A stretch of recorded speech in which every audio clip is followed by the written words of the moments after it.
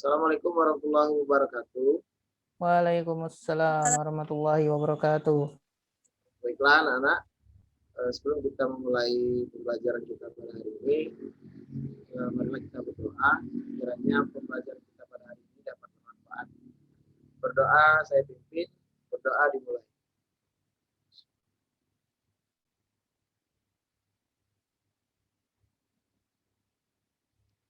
Berdoa selesai.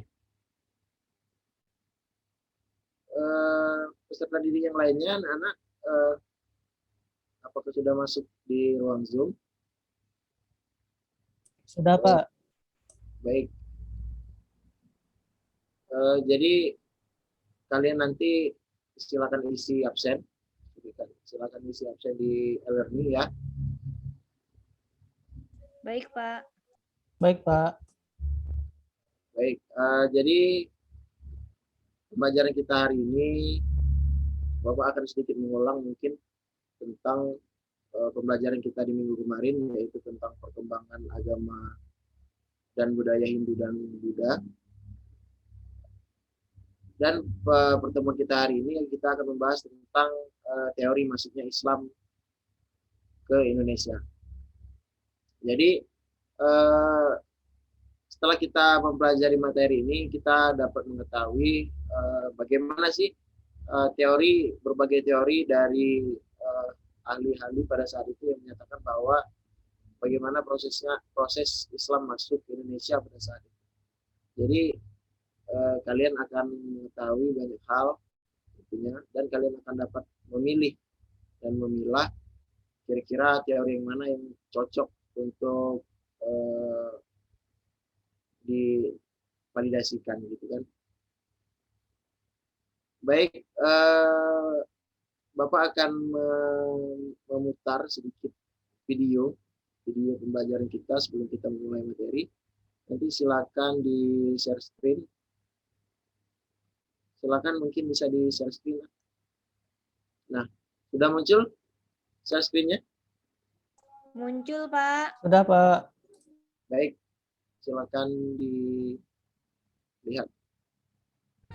Oke, pada kesempatan kali ini kita akan membahas tentang teori-teori masuknya agama Islam ke Nusantara.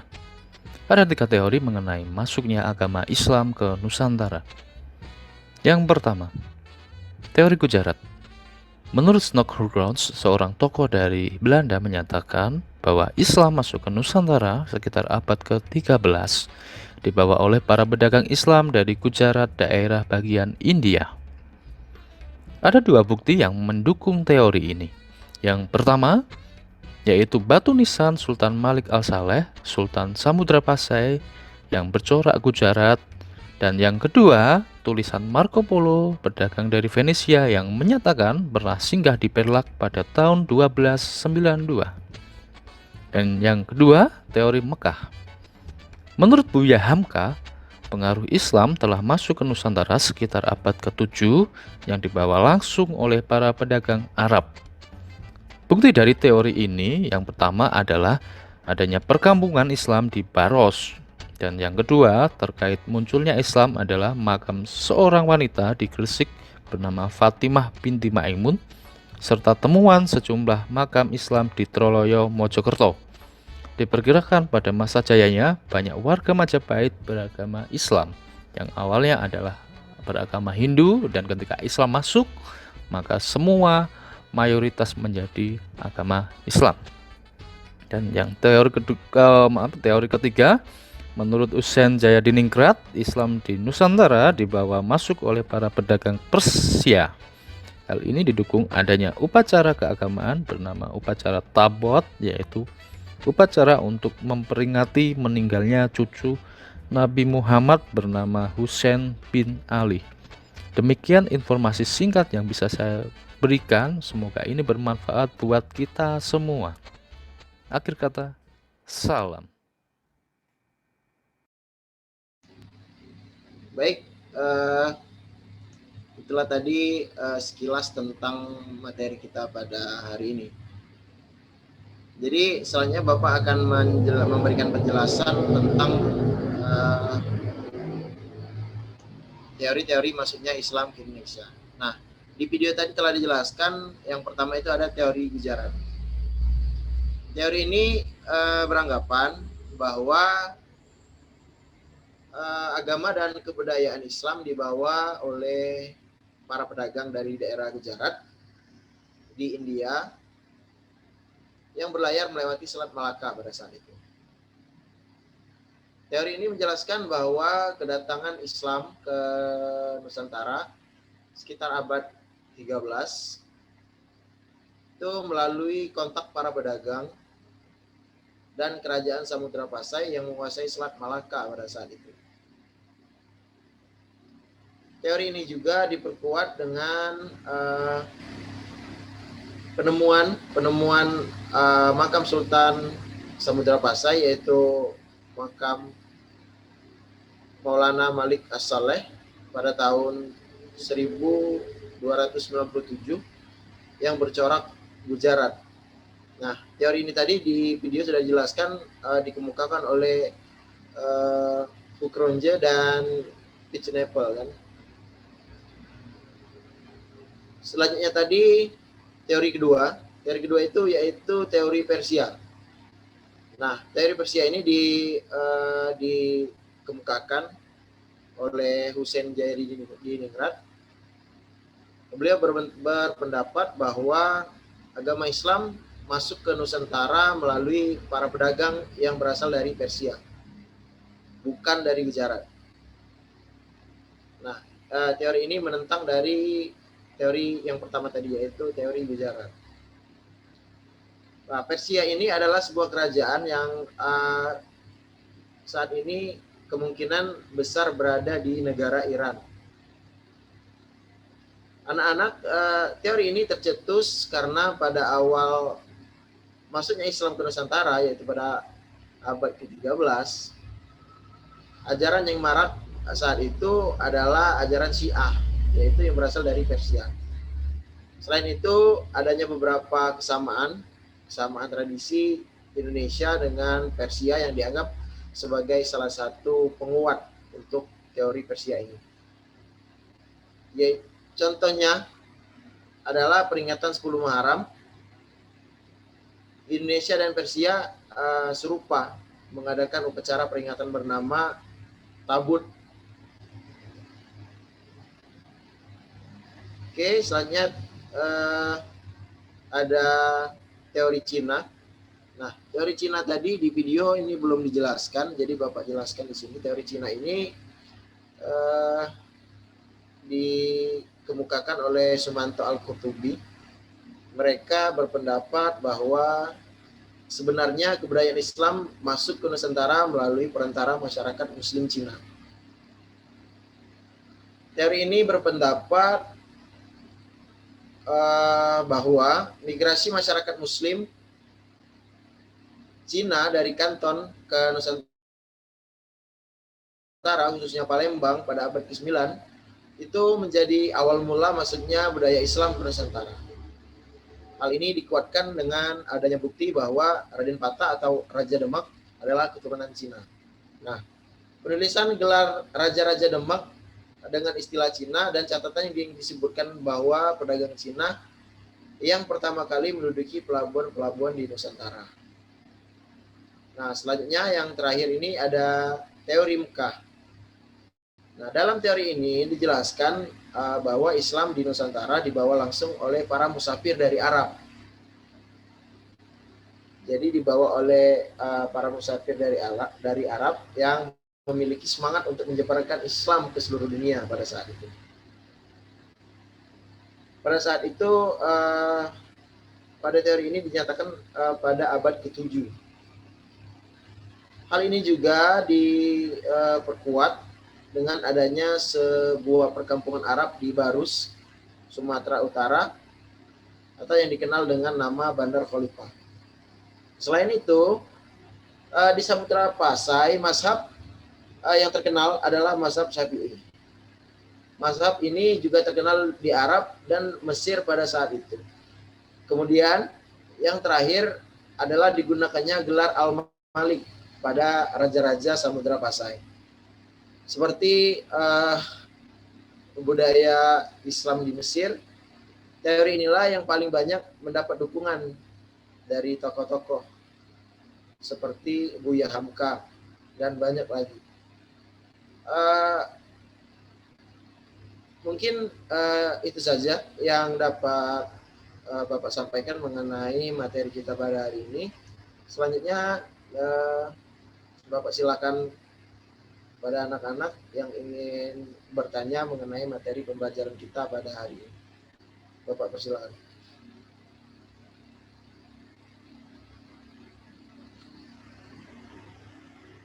Izin bertanya, Pak. Baik, silakan. Siapa namanya, Nak? Mai Liza, Pak, dari kelas 10 IPS 1. Baik, silakan, Nak.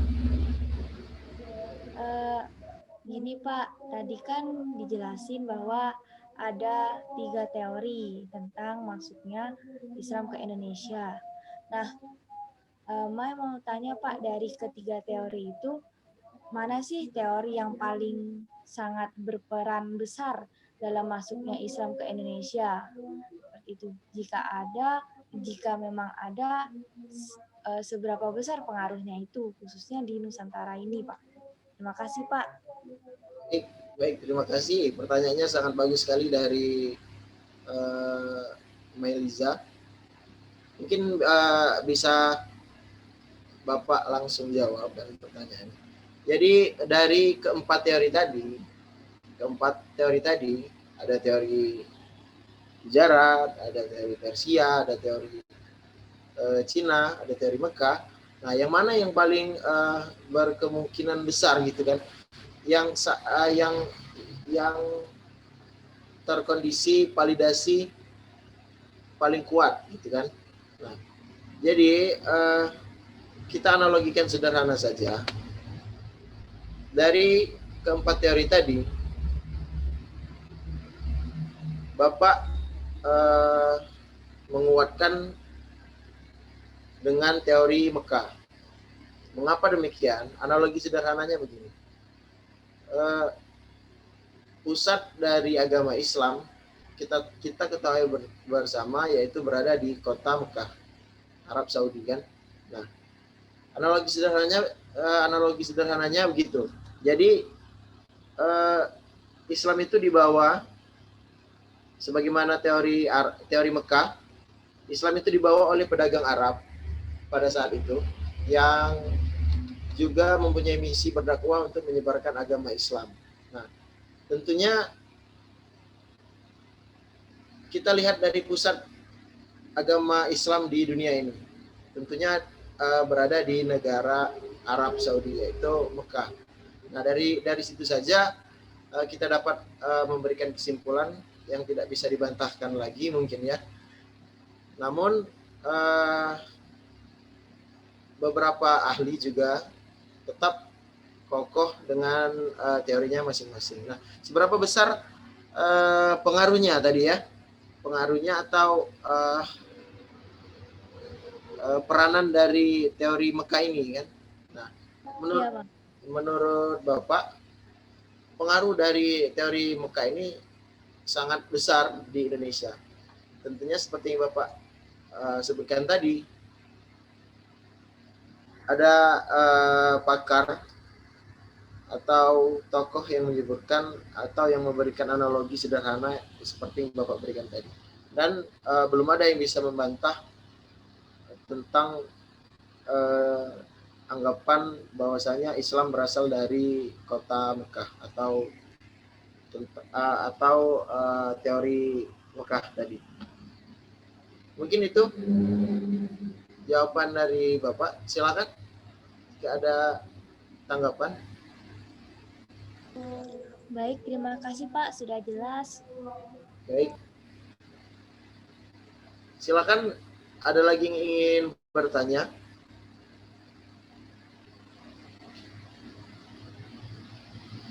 Cukup Pak. Pertanyaan saya mau bertanya, tapi pertanyaannya sama dengan saudari Meliza. Sudah jelas Pak jawabannya. Baik. Nah, mungkin materi kita pada hari ini cukup sampai di sini dulu. dan kalian silakan mencari sumber referensi yang baru mungkin tentang materi kita pada hari ini. Jadi silakan kalian cari sumber-sumber baru, referensi-referensi baru mengenai teori masuknya Islam di Indonesia. Oke, paham anak-anak? Paham, Pak. Paham. Baik, selanjutnya Bapak mungkin akan memberikan latihan seperti biasanya. Dan soalnya nanti Bapak akan kirim ke grup WhatsApp pembelajaran kita, oke? Baik, Pak. Baik, Pak.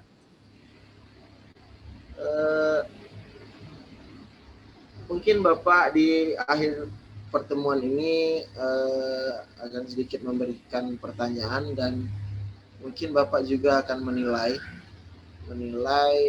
dari jawaban saudara gitu kan. Mungkin ada sedikit pertanyaan sederhana. Pertanyaannya silakan nanti yang bisa menjawab langsung open mic dan silakan menjawab saja ya. Jadi pertanyaannya sebutkan teori-teori masuknya Islam ke Indonesia.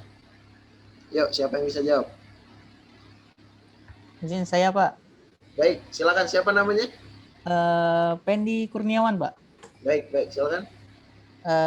Seperti yang Bapak jelaskan tadi, ada beberapa teori masuknya Islam di Indonesia. Yang pertama itu teori Gujarat dari India, yang kedua itu teori Mekah, ketiga itu teori Persia, dan juga tadi Bapak jelaskan ada teori dari Cina ya, Pak.